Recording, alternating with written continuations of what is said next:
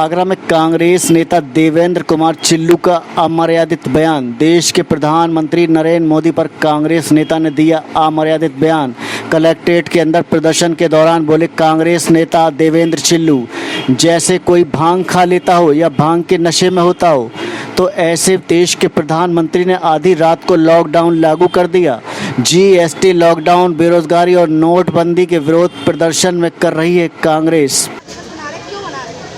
देखिए, 2014 में जब देश में चुनाव चल रहा था तो मोदी जी ने इस देश की जनता से वायदा किया था कि 2 करोड़ रोजगार हम हर साल देश के युवाओं को देंगे। देख रहे हैं, आप भी बुद्धिजीवी वर्ग से, आप भी पढ़े लिखे लोग हैं, आप भी अखबार पढ़ते होंगे। 2 करोड़ रोजगार देना तो बहुत बड़ी बात।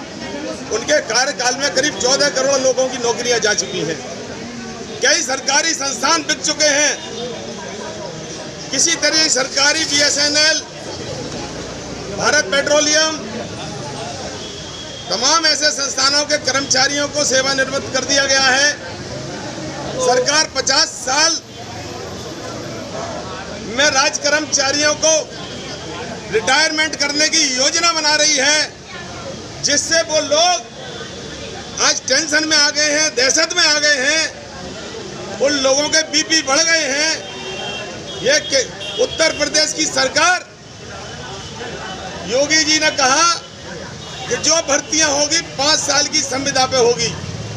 5 साल की संविदा के बाद उनको स्थायीकरण किया जाएगा।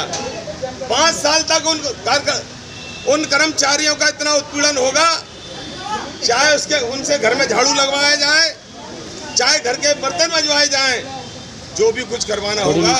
लेकिन अगर वो नहीं करेंगे तो उनकी संविदा समाप्त हो जाएगी। इन्होंने वायदा किया था, देश में अगर भारतीय जनता पार्टी की सरकार आती है तो विदेशों में काला धन जो इस देश के चोरों का जमा है, उसे 100 दिन में लाकर हम इस देश के 15 लाख रुपया देके सब गरीबों को पहुंचाने का काम करेंगे।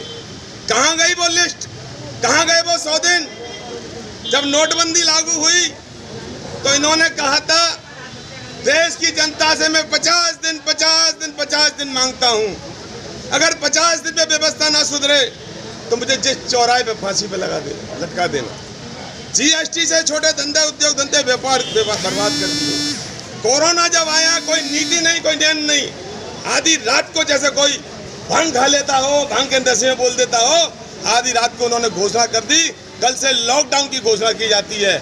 किसी के घर में राशन है, किसी में नहीं है, किसी के घर में दूध है, नहीं है। उन्होंने कोई परवाह नहीं की। तमाम लोग मर गए, तमाम लोग पैदल चल चल के मर गए। और सदन में देश के प्रधानमंत्री अपना भाषण देते हैं, हमारे पास कोई डाटा नहीं है कितने लोग मर गए। शर्म आनी चाहिए तुमको। तुम्हारे देश के नागरिक सड़क पे मर रहे हैं, आपके पास डाटा नहीं है। एक प्रधानमंत्री झूठ बोलता है कि चीन हमारे यहाँ कहीं नहीं घुसा, और रक्षा मंत्री कहता है कि 38 किलोमीटर हमारी सीमा में घुस गया। कौन झूठा है, कौन सच्चा है, इनका पता ही नहीं लग रहा है। बात बात पे झूठ, झूठ पे झूठ।